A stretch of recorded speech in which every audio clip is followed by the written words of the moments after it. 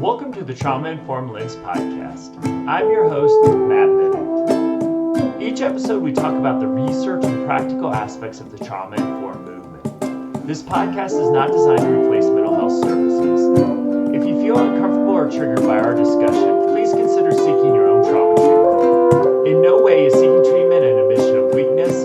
It is a chance to build resiliency and experience post-traumatic growth. You can find show notes, resources, and more at traumainformedlens.org.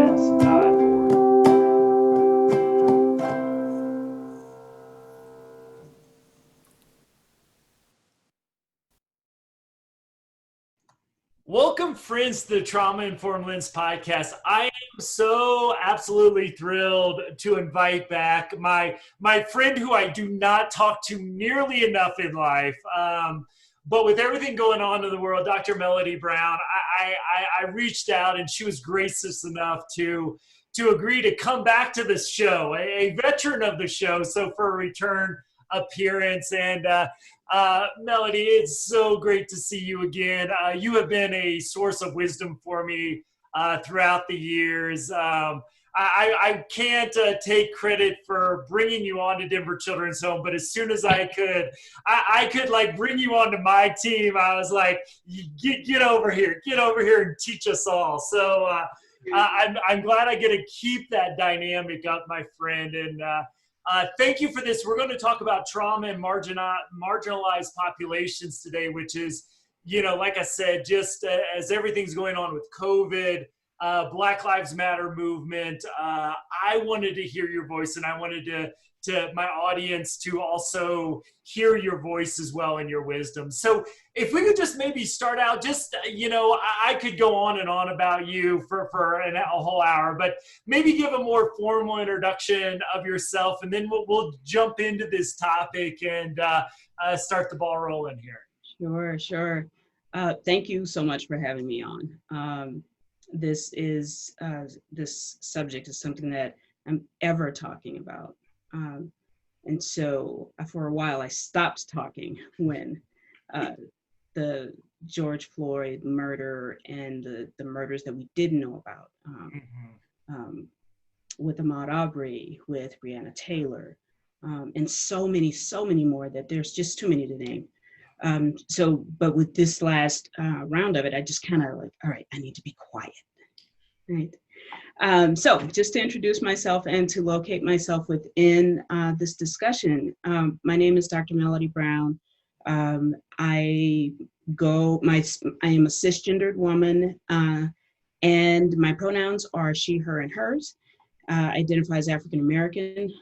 With regards to sexuality, I don't check a box because, to be short and succinct about it, we have projections and ideas about what words mean. And so if I give you a word, you're going to assume what it means instead of getting to know me. And so I would rather you get to know me, if you have the chance. And I grew up in Louisiana for most of my life.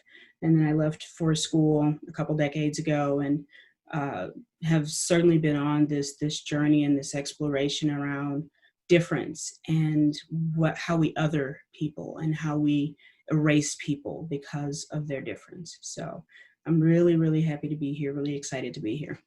Thank you. I want to, because as a white man, I feel like I want to bring my expertise on trauma to this, but this is why I'm so glad I have a platform to share and learn as well, because I've also been a little quieter because I feel like I have to listen and I have to continue to learn and I have to continue to find that unconscious incompetence and work on it. And so I would just like to kind of ask you a broad question, maybe even an unfair question in its broadness, but I'm really interested to hear, looking at, let's start out with the Black Lives Matter movement and where we are as a society, because here in our shared home of Colorado, amazing things have been going on.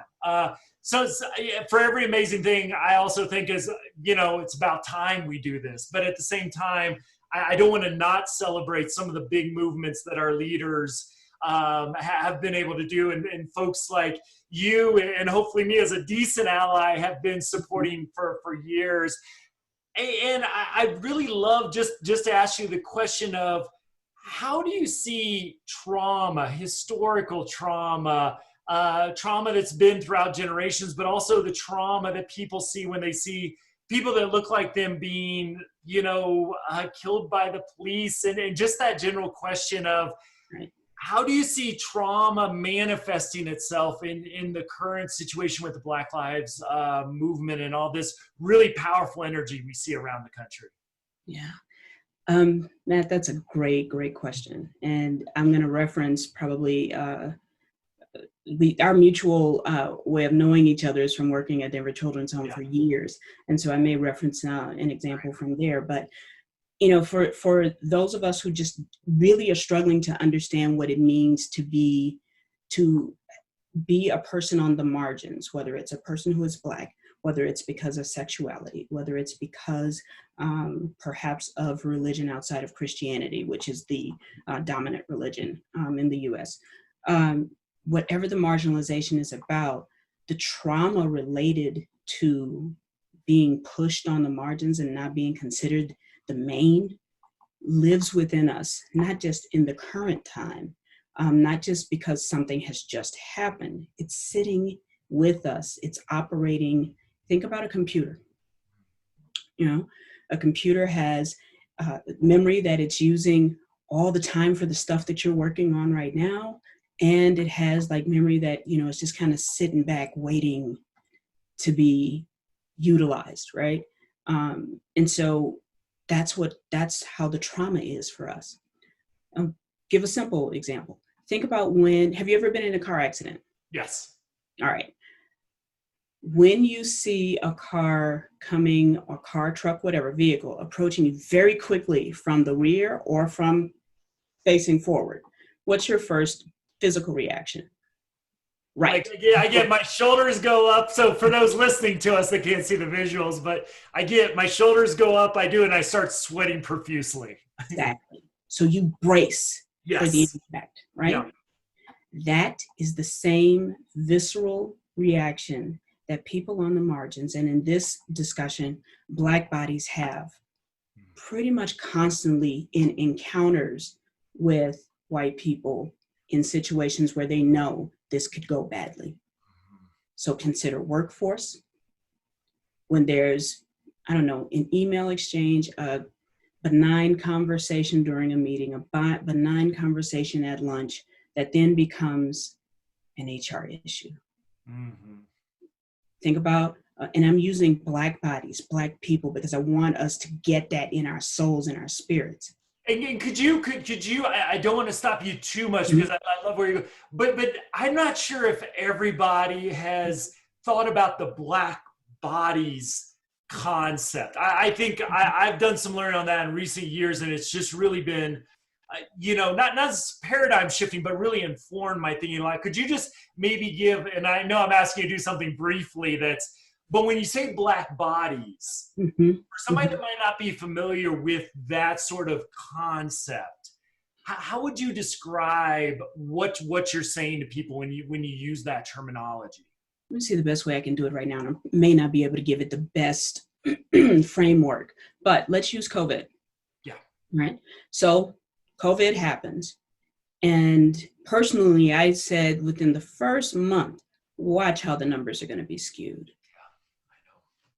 And watch how the story is going to be spent about why people on the margins, Black people, Black bodies have this and are dying from it. So, and true to form, not even a week later, here comes the story. Black people are more likely to die from COVID because of pre-existing conditions. Really, yo? Yeah. And look, are you shocked? Georgia, no. Mississippi, Louisiana, not at all. Yeah, not at all. And so, I usually try to do a lot of code switching during this stuff. Code switching, for those who don't know what that means, is to be able to speak in a way that, white folks can understand what I'm saying, while people on the margins get what I'm saying too. I have very little ability to maintain that. So I'm gonna just give you the real. Yeah, please do.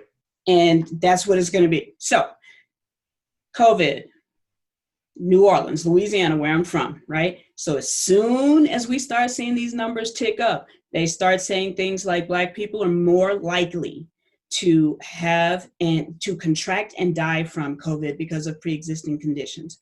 Now, there is no mention at all of the disparities in terms of access to healthy food, in terms of access to money, in terms of just if you compare the average quote unquote white person to the average Black person's income, what they have access to, whether or not they are insured, none of that has ever been discussed, ever.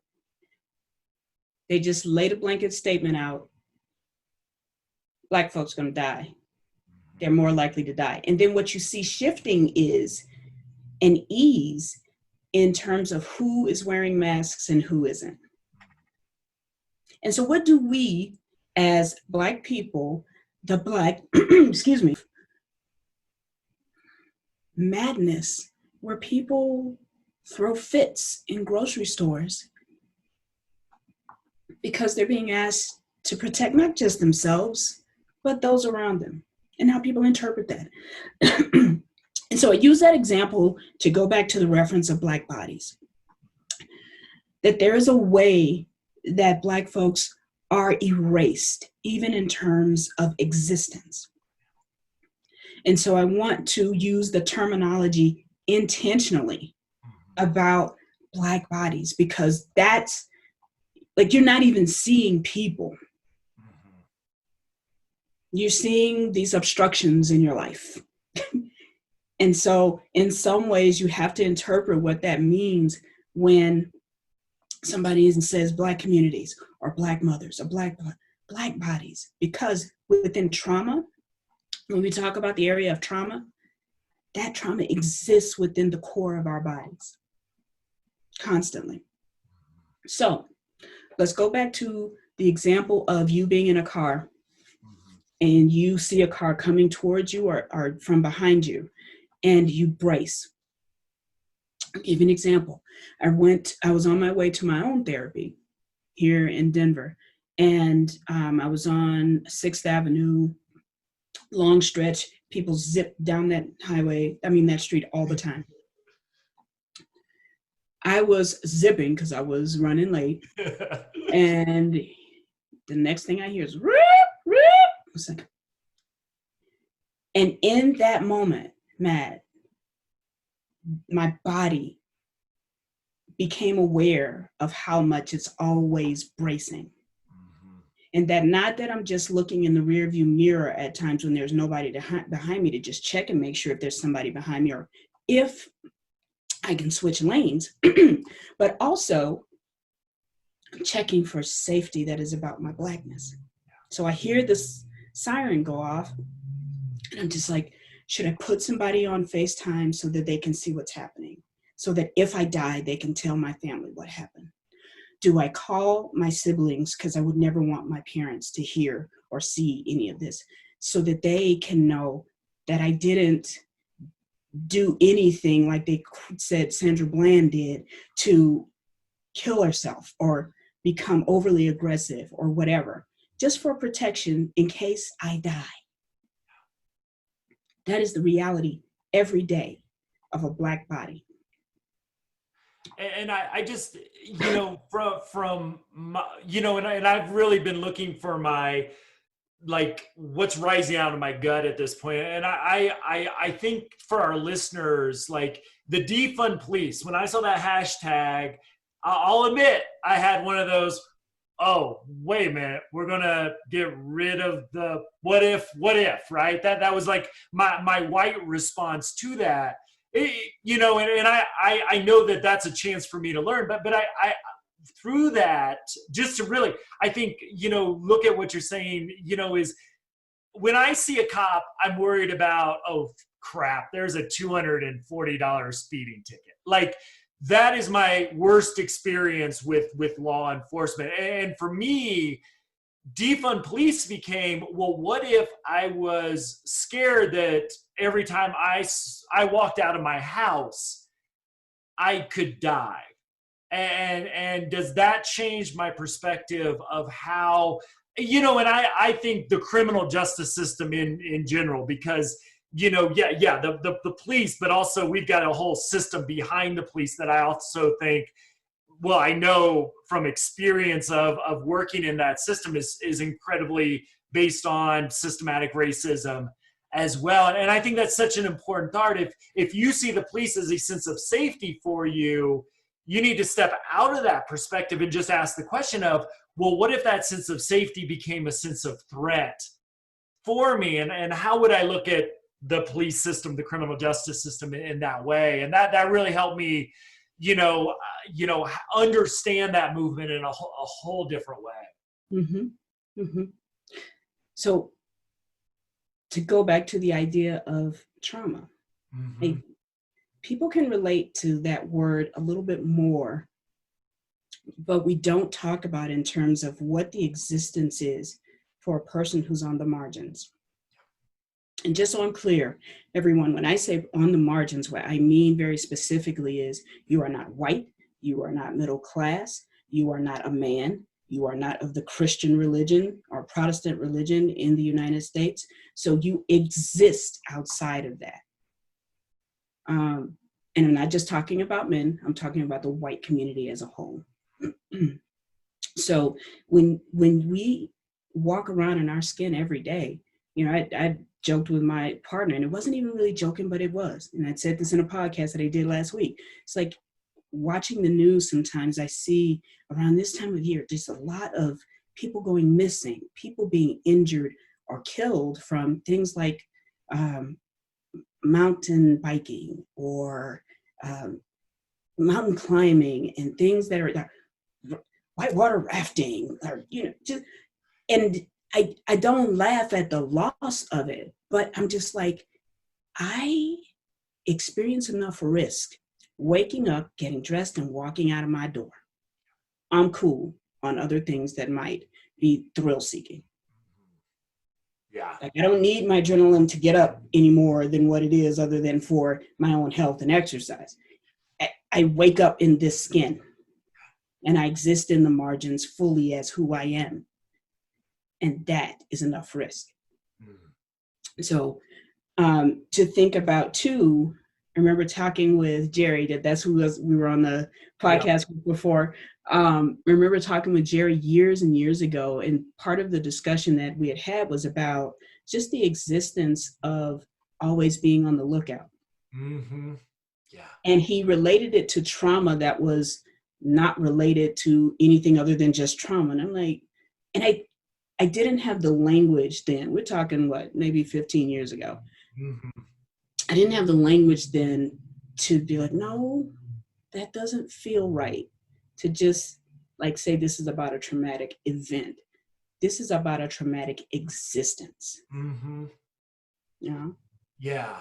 And one of the questions, and this is fascinating with just your last appearance on the Trauma Informed Lens podcast. It's been over a year ago, but one of the so there's a couple things you're saying that I think just again, if I can put my kind of trauma nerd hat on, is the realization, because I think if you're not in this, you lose it. Even as somebody who's suffered trauma in my own life, it was episodic, it was acute, it was big T, whatever label we want to put on it, and it's in my past now. So I have to really think back to how an untreated trauma, or trauma that's still a threat in the environment to you, is an active thing existing in you at all times. And I think we lose that from the service provider perspective if we're not struggling in the immediate with this, is that there's this active trauma going on. And I look back at the last episode that we termed microaggressions, and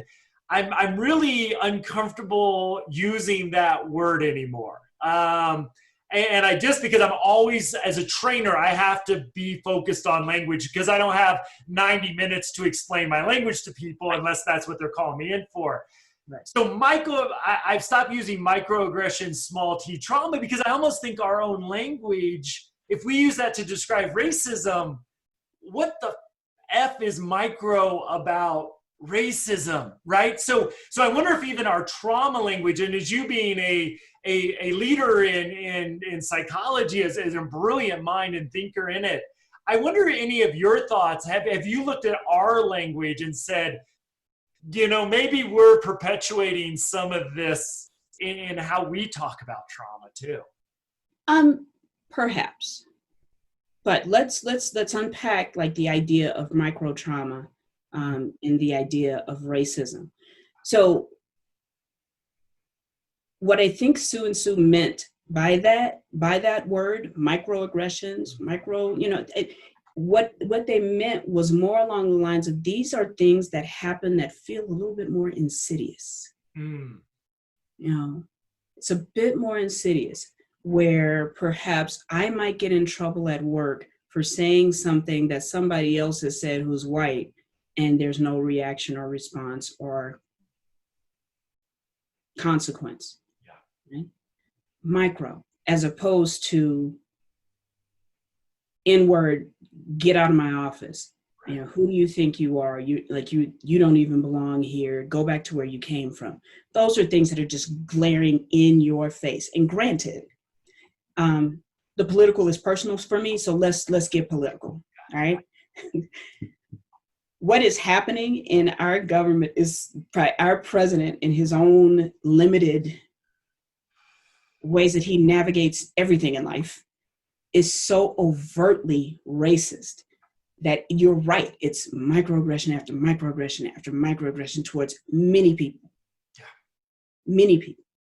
And so when you have it over and over and over and over and over again, constantly throughout your day, is it micro anymore? Yeah. Or is it just what you're living through every day? And it is, ... period. It just is. And so, yes, I can understand, like, and in particular, when we're talking about things happening now. Mm-hmm. So when folks say, with the idea of looting and blowing things up. I was having a conversation with a dear friend of mine, and we were talking about, his name is Dr. DeMarcus Clark, and we were talking about one of the poets, like a great poet, performer, activist. Her name is Vanessa German.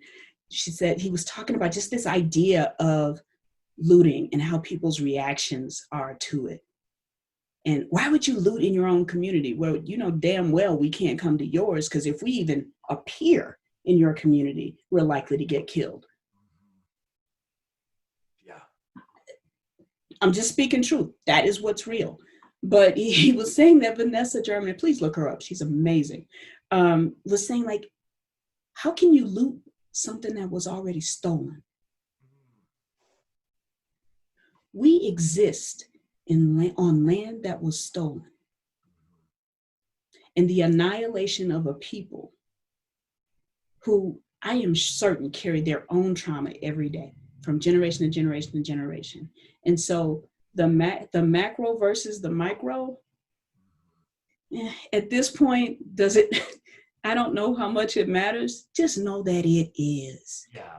And what does that mean for those of us who exist in spaces where we feel safe, where we feel accepted, where we feel like, because of how we were born and how we think, love, breathe, and just walk around in this world and present ourselves is okay?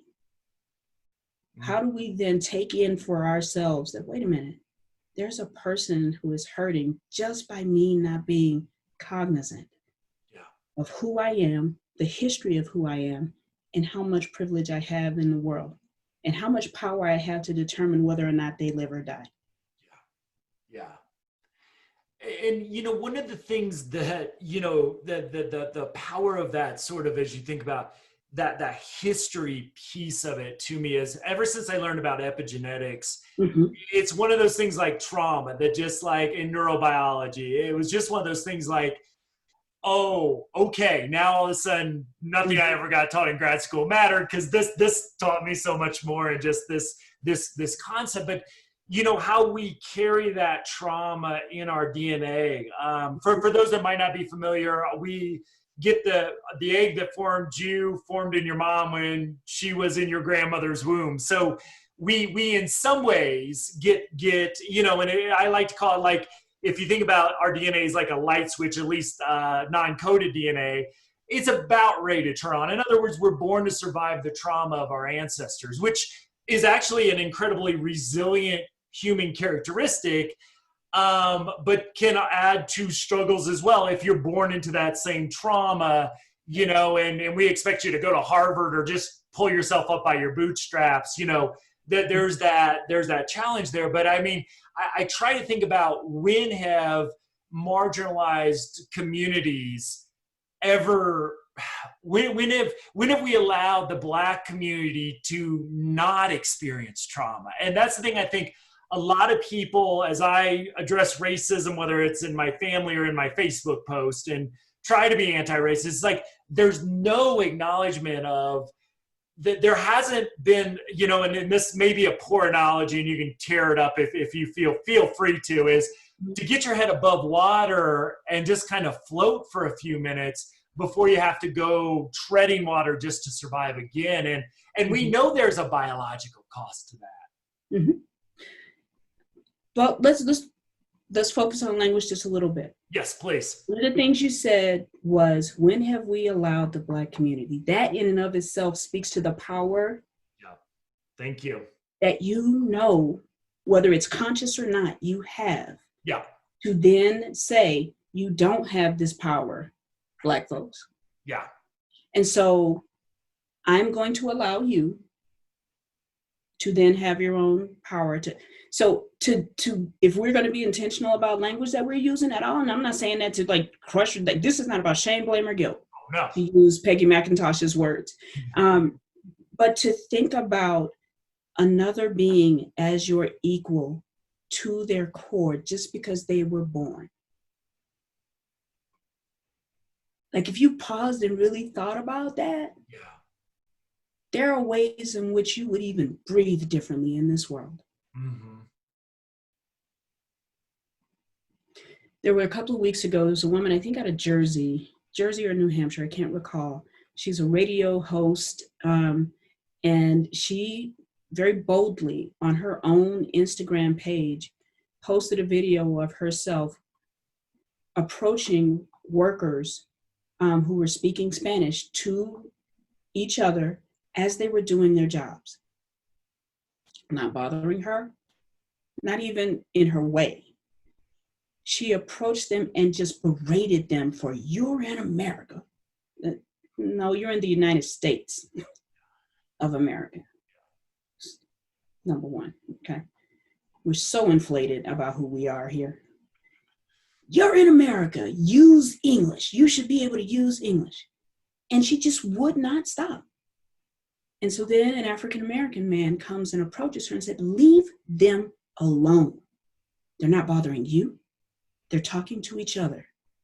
They don't have to perform in a way that makes you comfortable so that you can exist in this world, which is what so much of marginalized existence is about.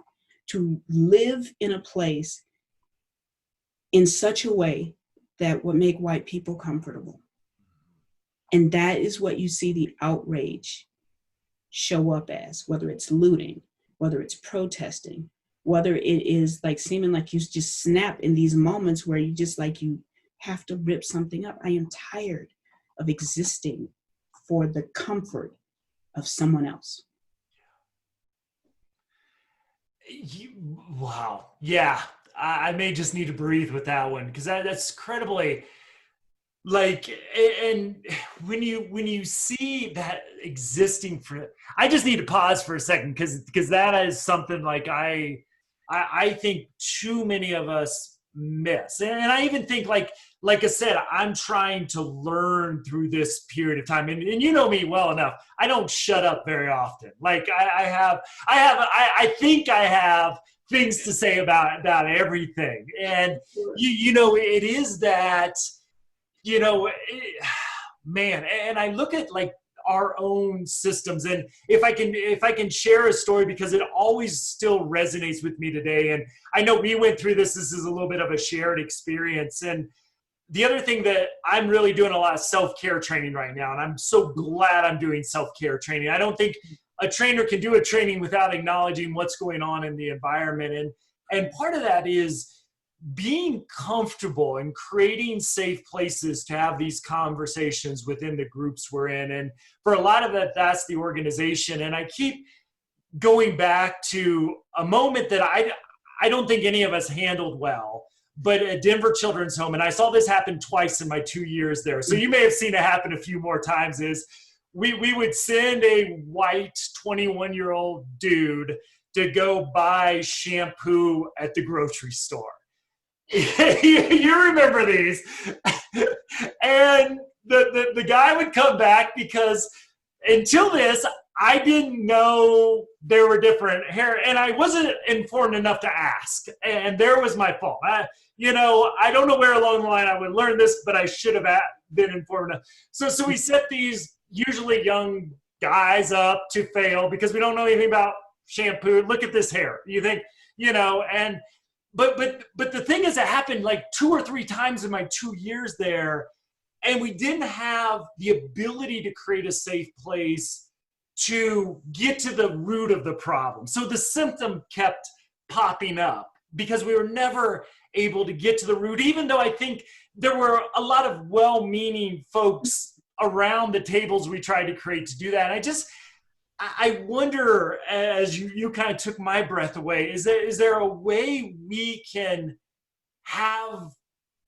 even start to have these conversations? Because there's so much work that needs to be done.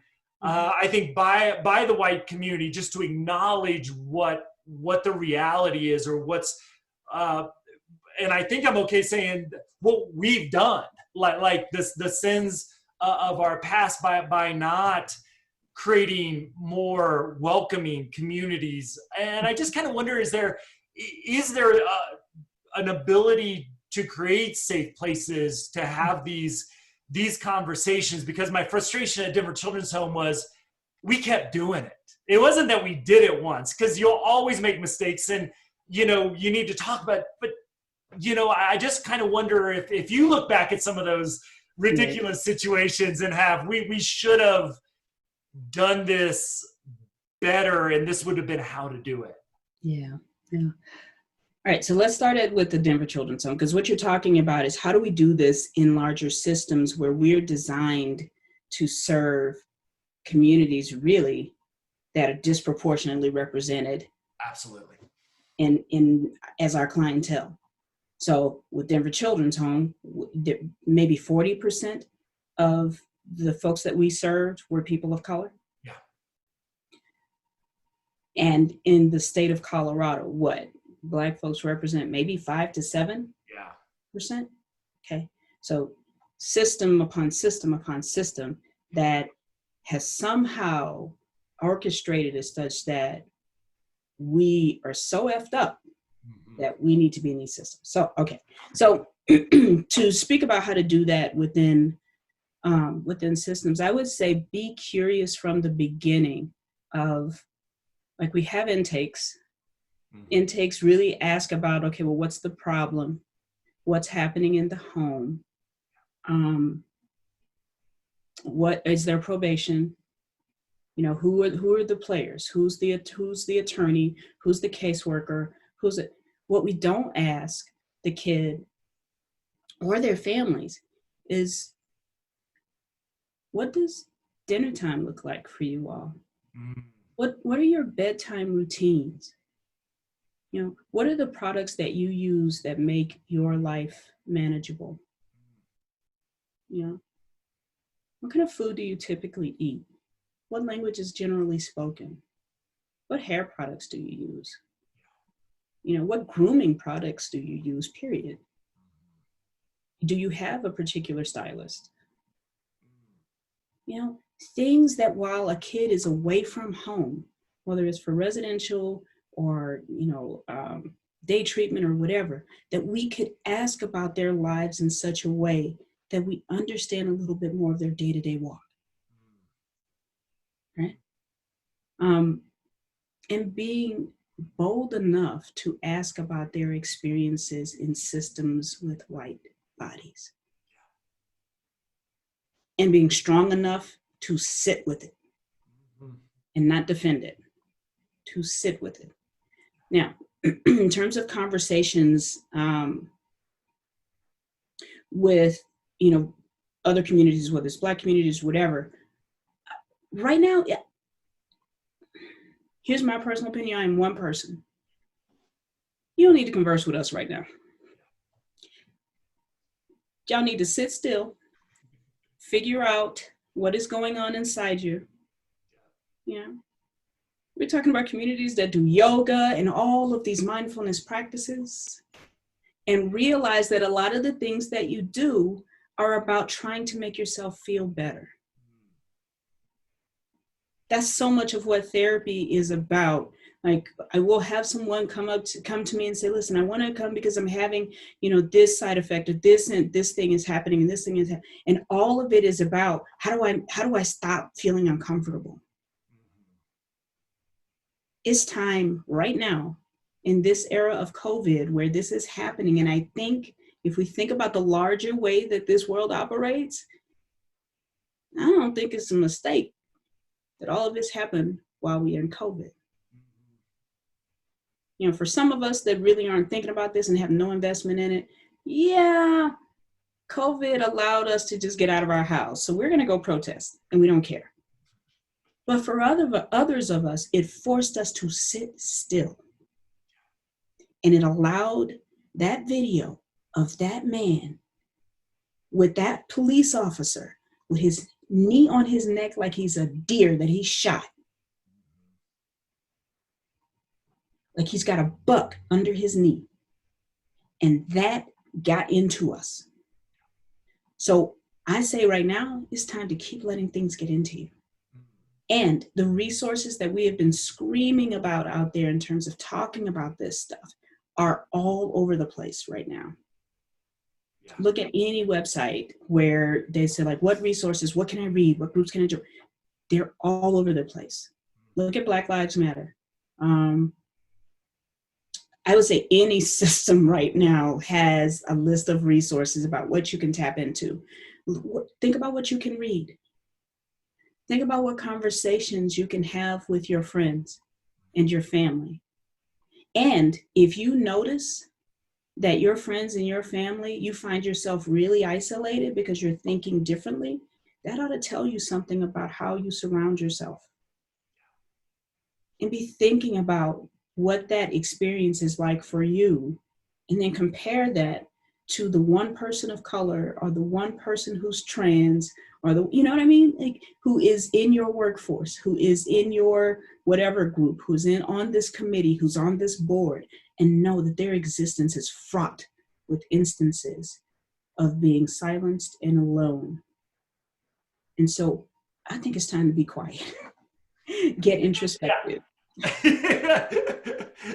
And this is, and I really, because this podcast could have went into just, hey, Mel, tell me what to do podcast. And I really said, I said, no, Mel's going to kick my butt if I try to do that. I really want Mel to tell me what to do, but I'm not going to do that. I wouldn't do that to you outside the podcast even. Is there, because I'm really encouraged that people are showing up, that's the other thing I at least in my conclusions, one, I can listen, two, I can read, I can find the voices, and being in our profession and having, especially early on in my career, I worked with mostly Black youth from inner city Indianapolis that was in the middle of a gang war at the time. So I got a big awakening that I have no idea their experience and what they're even, the names they're calling me, so to speak. And you know, so it was that beautiful experience of learning another culture and understanding, you know, look for the good in that. But do you see, we're reading, we're hopefully showing up, we're listening, we're hopefully in some ways following. Hey, if we've got a neighborhood named after the Klan, yeah, we're going to show up for that march and use, at least put our bodies in the masses, even if we need to shut up and listen. Sure. Is there any cue that you see of, you know, of when we start to, and let's do this very concretely organizationally, to start to have those conversations? Because as a trainer, you know, I know that racism exists in our organization. I think Denver Children's Home, again, packed full of really great people that didn't have the ability to really, again, get to the root of some of these big issues. And I think that's reflective of the larger society and other organizations. Is there a time where you think we'll know it's time to now have these, try to create these safe places for those conversations? Yes. Here's what I see often. When folks go to have training, they want trainings and they call for trainings and they bring folks in to do trainings around diversity and sensitivity and these things. It may be the higher ups, or it may be the middle management that say, I see this is so needed. If you ask me to come into your organization, I want to talk to the board. I want to talk to the executive director. Where are you in this struggle? Because if you don't have any kind of investment in this struggle, please stop investing money that flows down to the folks who already understand in some ways, because they're already on the margins. Is start at the top. So for instance, I think it was Netflix that sent $125 million to historically Black colleges and universities. Thank you. That's so needed. How about you take 25 million and you get your executive board in some hardcore training. And once you've done that, then start creating the space to have conversations with people who are white. Not to exclude anyone, but maybe simultaneously. How about you contract and have spaces where people who are on the margins are having these similar issues, so that here's what happens in the collective space. That Black, brown, people on the margins in terms of sexuality, those kinds of things, are often sitting there very quiet, one, either probably out of fear or anger, or just here we go again with this kind of an eye roll kind of thing, like here we go again. And then white people take up the space with not knowing. And so stop making them have to hold that space when they already know. Start with your top. So like for your organization, let's say you were to redesign Denver Children's Home. Find out where the board is in their own awareness about whiteness and privilege.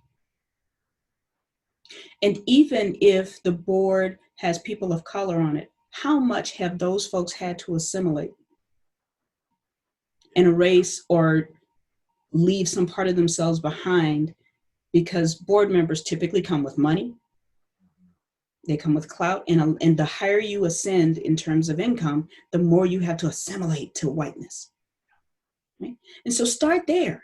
Start with your executive, leadership. Then pour the money down. And then say, look, how do we need to be accountable in ways that we haven't been accountable? Your middle management can help with that because they can see some of that too. Please make the middle management go through that training. Create spaces where the people at the top can actually hear the folks who are in the trenches doing this work. And so once your white folks who are, in this case, milieu workers, right? The ones who are going to the grocery stores or going to, Walmart or whatever to pick up products for the kids, that they pause and go, I actually don't know what this kid would use. Because they've taken the time to go through and they can be reflective about it without having to also, because here's what else happens. white bodies get in the room with black bodies, and then there's automatic guilt. Yeah. Just truth. Yeah. Yeah. That I just got done with white fragility. It's one of those on my list. And I'll use the words of the author, but white women's tears. Yeah. And just like, Mhm. I would say, you know, you could put me, you don't have to, it could be white Matt's tears. And Mhm. that just like, okay, wake up, son. You need to pay, this is one more thing you need to pay attention to, because I don't think I'm extremely guilty of that, but I could see, oh, poor me. Matt's trying so hard to Right. be anti-racist. Now give me some cred. I'm confronting my family on Facebook. Make me feel good about me. And it's like, oh, watch yourself. Right. No. Don't brag about your marching, because that's a very little effort compared to, the larger cause that's out there. Mhm. Mhm. So I gotta ask probably a question you can throw right back at my face, but it's the trauma person in me can't leave without asking this question, because it's something I always think about when we talk about trauma. Mhm. How do we heal? How do I know what I'm asking, and I know the extent of the history, but if we're going to overcome trauma, whether it's an individual or a group, or my experience going through my own stuff in childhood or whatever it is there any pathways, any on ramps, any better word that I could use that we could experience, or allow experiencing, to call me on my language here, post-traumatic growth? Is that something that's in the sights ahead of us? Is there any, what would your thoughts be on that? You know what? I like to always think that I have hope. There are times when that just isn't present. I did not see the entire video of George Floyd's murder. I saw about 20 seconds by accident.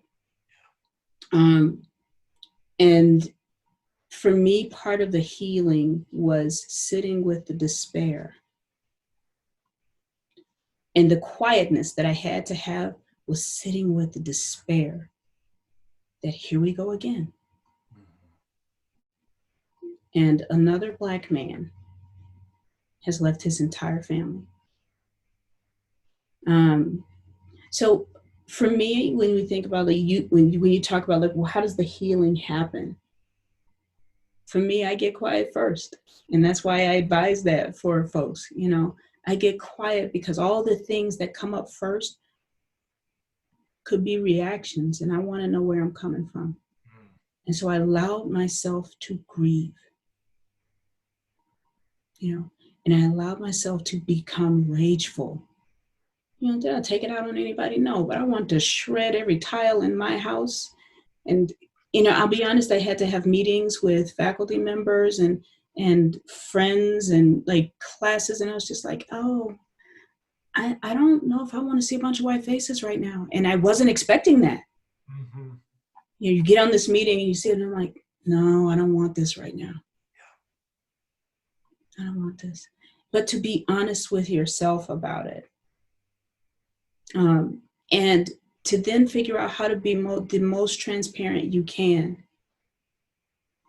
without, for me, it being about throwing a dagger. Yeah. Right? And so from out of that, what my experience has been, and I'm not saying this is what should happen all over the place, I'm just giving you my experience, because I don't know that I have the magic wand. My experience has been, if I can share my truth in a way that feels transparent to me and my spirit, then that opens doors. So then you begin to have conversations you never had with people that you've been working with for years. And so, yes, it does need to happen in small relationships. It needs to happen en masse. Mm-hmm. Yeah. It needs to happen en masse. And I don't know what to tell you about the folks who were talking about their freedom. I'm still fighting for mine. Yeah. Yeah. You know? Just walking around waving your big old American flags and sticking the pole in the back of your pickup truck and glowering at me as I drive past you, or flipping me off or telling me to go back where I don't know what to tell you about those folks. I am here for the ones who have a little bit of a crack in the window. Mm-hmm. And my job, if I feel so compelled to, not because somebody asked me to, if I feel so compelled to, is to be in relationship in a way that I can be my truest self. And those people who are with me have to decide whether or not they can hold that pain or they cannot. Yeah. That's why I'm saying get quiet first, start having conversations with your own folks second. And if you realize that they can't hold it with you, create community of your own. Beautiful. I've been in relationship, Matt, with white folks who astound me in terms of their willingness to do this work. I had a supervisee at one point who was a marshal, and what that meant was she put her body in harm's way to protect Black, brown people on the margins when they knew that it was likely to be a police presence. Yeah. To put themselves in harm's way. And so that to me is amazing. But that had to come from a lot of looking inward. And once you look inward, you start having that conversation externally. And once you have it externally and what's changing in you doesn't match what's happening in terms of your support on the outside, you need to switch up your support. Yeah. So you got to talk to somebody way smarter than me about how to heal all of this, because I don't know. And I'll say this. It's not mine to figure out. Yeah. I'm the recipient of the pain of it. It's y'all's to figure out. Yeah. Well, and yeah, and so yes to that. And it's just like, well, for me, it's like there's this, and again, call me on any language here, my friend. Like for me, as somebody who thinks about, writes about, just talks about trauma, it's like, to me, I always call it at my trainings, it's a roller coaster. You go down into trauma to learn about it, but you want to come out of it and do something with that knowledge. And it's like, I think that that is, I guess, of, and again, of my just, maybe it's white guilt, well, maybe it's personality, maybe it's flaws in myself. I want to do something active. And I think your suggestion to me, say, just stop and sit with yourself and look internally, is probably the best advice anybody could possibly give me. But it's like, how is there, it's just like, there's so much kind of just crap in the world right now. Like, is there hope? Because that's like, and I use this model of, you end up in the abyss, which is where we really feel like we've been for a long time. And I think a lot of people have woken up to that here lately. If you can't find that tomorrow could be a little bit better than yesterday, you just stay stuck. And I think I don't want to, I hate being stuck, but I think I hear you, and your words are powerful. As Matt, you might want to just stick in that abyss for a while and learn some lessons from it. Because just because you're uncomfortable doesn't mean we need to jump to a solution in an hour podcast. Right. But I'm also saying, where's your community about it? Yeah. Who are the white people you're talking to that you can say, this, I feel so fucked up on the inside because I didn't even know. Yeah. And not so much I'm a well-meaning white person. Those of us who get into the work to do this work around serving people and being with people and being in the quote unquote helping profession, we don't get into it to actually be abusive and hurtful. But when we find out we are, that stings. And it makes you question, who are you as a person? And so that's what happens around the guilt. That's what happens around the fragility and the tears or the defensiveness. Who are the people you talk to about this? Who are white and who are struggling and trying to figure it out? You know, you have a wheelhouse. In your wheelhouse, what do you change to become active in a way that helps match what you're learning about all of this? Any other, I want to respect your time, and I want to just give you a huge thank you. I knew you're just, I just wanted to hear your wisdom on what's going on in the world, and learned so much, and got some stuff to go sit on as well. Any thoughts, just from that spot of the wisdom that you've created over the years that I find just so inspiring to be around and learn from? Oh, I don't know. Depends on what you're asking about in particular, Matt. I don't know. If you're more specific, I can. Here's what I'll tell you about what my journey was from being in a place of despair to a place of, okay, all right. Not only am I okay, but all right, I got this. Let's go. And this is, I will say the caveat of this is in no way to disregard the people that we have lost, the people we are losing still, because let's call out the BS of hanging bodies like strange fruit and we committed suicide. What person of color do you know is gonna hang themselves from a damn tree? That is just stupid. Like some stuff, like you just got to call it what it is. That's just stupid. And if you are thinking that that's gonna make anybody believe that that's how a person on the margins is gonna commit suicide, get up out of here with that. All right, okay.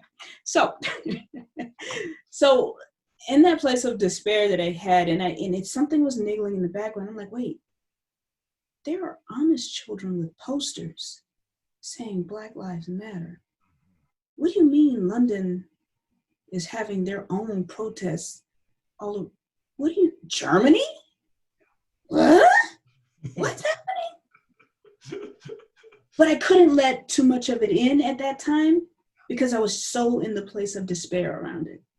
And so the lesson for me was how to make sure to allow space for both, so that I'm not lost, and to look for space for both. The reality of whatever is so painful and the beauty of life in and of itself, and however that comes to you. And so while I was in despair, I have a friend who always is available to check me on me. In fact, two of them was like, pay attention though, because this is a little bit different. This is a little different. And then I started hearing about how the movements are being created by Black people who have intersecting identities, trans, gay. I'm like, okay, maybe that's the source of this difference. Maybe that's why we have so many people who don't look like us in this movement. There is some je ne sais quoi, some magic, some humanity, Matt, that we rarely see when it's time to start having outrage about this. And so a friend of mine was like, you better wake up and pay attention to that. Like more than all you need to, but pay attention. And so I did. I got quiet again. I was like, okay. Maybe this is what we've been waiting for, or fighting for, protesting, or however we exist within ourselves to live and create hope for something different. And then I remembered some years ago when Obama was running for office. He may not have even been running, but we were talking about the idea of him as a president. A friend of mine, she's quite, I don't know, intuitive, psychic. I don't know what the language is, but she was like, there's going to be a revolution, and it's going to start with the Black community. And at first I was kind of like, okay, I don't. And then I sat back and that sat with me for a minute. And my spirit was like, yeah, that is going to happen. And so I got excited. And then 2 seconds later, I got sad because revolutions means that we have to lose lives. Right? I would love for there to be monumental change where we don't lose somebody because of it. I start mourning for back then. That was 13 years ago. I started mourning back then for folks that I knew we were going to lose. And then it came to me here in 2020. It's like, oh my God, that's what we were taught. This is that time. This is that time. And so while I was still quiet, because I didn't make any posts or anything or say anything publicly about this until you saw my post on Facebook. So I'm still quiet, but I'm like, all right, now it's time. Now it's time. Not just now it's time, it's been time. Let's be clear, it's been time. But this is a different level. This is calling for a different level of energy, a different level of introspection. And so I'm still in my own places around that and unpacking the ways in which I have been socialized to take care of white people and to make myself smaller in the face of white people and white bodies, white institutions. Matt, I'm almost 250 pounds Black woman with the voice that I have and all this on my head. That just don't even make sense. So I'm unlearning constantly now, to give this back, and to have hope about the generations that are younger than me, that are taking this in a direction that is what young generations do. Yeah. And I am so grateful to be alive to see it. Mm-hmm. Yeah. I have so much gratitude around that. And so figuring out how do I serve? I reached out to the folks for BLM and said, listen, is there a group I can run? Do you need someone who needs therapy? Maybe I can contribute in that way because I'm not protesting outwardly. I'm not marching out there like this. These lungs need to last this. So just finding the ways that I can operate within, like I told you, my wheelhouse, and continue to push for this movement that we're all seen, that we're all heard, and much bigger than that. Like my post was about, stop sending money down, spend it on yourself and change how you think.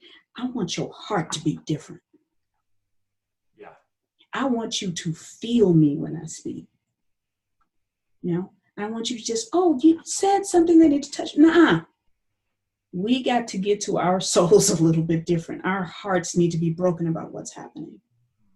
And do we exist there always? No, not necessarily. No, but we do need to create space within our spirits for the pain of others. Beautiful. And your post is one of those. I'm always about 3 seconds from canceling Facebook. Yeah. For many reasons that there's no reason to go into right now. But the reason I'm still on it for the most part is because your post was one of those of, I think just a great check of, okay, here is a voice, and I've had the great privilege of knowing I need to listen to whenever you talk. And the post just really was a good, it was a time to sit back and, okay, Mel just dropped some wisdom on me. I need to take a breath or two and really think about it before I move on to the next post and get all caught up and angry again. And I appreciated that because that is still something that, really stood out for me in the mess that is my Facebook feed. It's like, ooh, this might still have some value in humanity, a little bit, at least when you post, my friend. So Mel, Dr. Brown, thank you so much. I really appreciate it. Please see this platform as an open invitation to any time you've got something to say, because I always learn so much from you, and I just appreciate your openness to sharing this with the larger audience that listens to this podcast. So thank you so much, my friend. You are welcome, and careful what you ask for. If I get it, I get a gift. So I'm sure my listeners will hold me accountable to that after they hear this episode. So thank you so much, my friend. Thank you. Thank you.